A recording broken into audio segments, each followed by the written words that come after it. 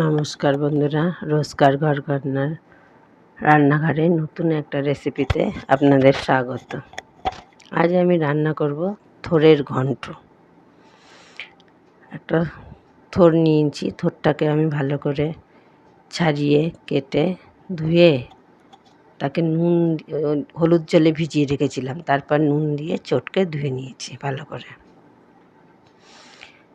এবার আমি কড়াইতে তেল দিয়ে দিলাম, তেলের মধ্যে ফোড়ন দিলাম একটু কালো জিরে। কালো জিরেটা একটু বেশ ফোড়নটা ফুটে উঠলো, তারপর এর মধ্যে আমি দিয়ে দিচ্ছি একটু পেঁপে দিয়ে থোড় রান্না করে খেয়ে দেখবেন, খুব ভালো লাগে খেতে। পেঁপের সঙ্গে দিলাম কটা কাঁচা পাকা লঙ্কা।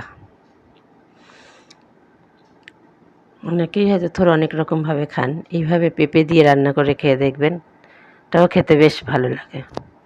এবার পেঁপের মধ্যে দিয়ে দিলাম একটু নুন।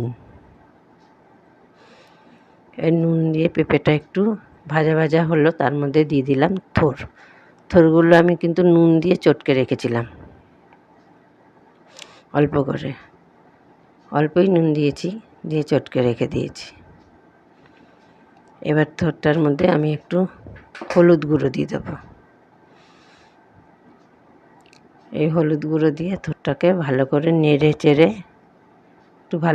নেড়ে তারপরে ঢাকা দিয়ে রাখবো, যাতে থোড়টাও আস্তে আস্তে কমে যাবে, নুনটাও গায়ে ভালো করে বসে যাবে।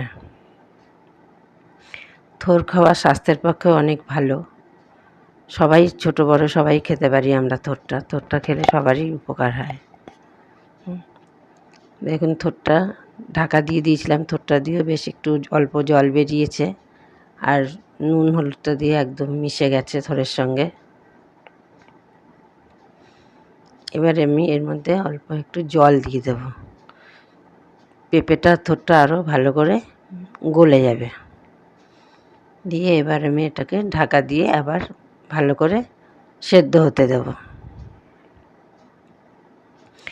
পেঁপে দিয়ে থোড় রান্না করে খেয়ে দেখবেন, তার স্বাদই আলাদা। আপনার এই থোড় দিয়েই একতলা ভাত খাওয়া যায়। আমার এই থোড়ের রেসিপিটা যদি ভালো লেগে থাকে, তবে একটা লাইক, কমেন্ট, শেয়ার এবং সাবস্ক্রাইব করবেন আমার চ্যানেলটাকে। এর মধ্যে আমি এখন আরও অল্প করে একটু নুন দিয়ে দিলাম, দিয়ে এটাকে ঢাকা দিয়ে আরও 7-8 মিনিট সেদ্ধ হতে দেব। দেখুন, জলটাও প্রায় টেনে এসেছে, আর থোড় পেঁপে সবই কিন্তু একটু গলে গেছে। এবার এর মধ্যে সামান্য একটু চিনি দিয়ে দিলাম। এসব জলজাতীয় জিনিস তো একটু মিষ্টি মিষ্টি না হলে ভালো লাগে না খেতে, আবার সবার মুখে ভালোও লাগবে না, তাই জন্য মিষ্টি দিয়ে আর একটু ঢাকা দিয়ে দিলাম। আরও 2-4 মিনিট এটা একটু রান্না হলেই রেডি হয়ে যাবে আমার থোড়ের ঘন্ট।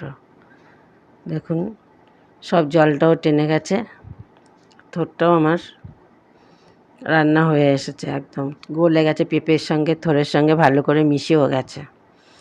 একটু নুন ঝাল মিষ্টি মিষ্টি খেতে লাগবে, তো খেতে খুব ভালো লাগবে। এই দিয়েই গরম ভাতে এক থালা ভাত খাওয়া যায়।